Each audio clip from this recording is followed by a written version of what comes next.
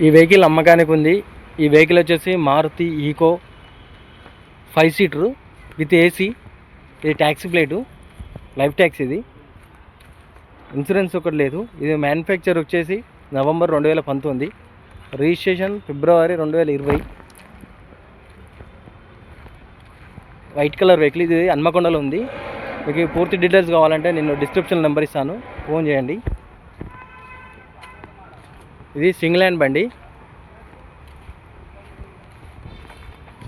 మనకు రీడింగ్ ఇట్లా చూద్దాం. రీడింగ్ 38,000 కిలోమీటర్ ఉంది. ఏసీ ఉంది, మనకు మ్యూజిక్ ప్లేయర్ ఉంది. సీట్ కవర్ చూడండి.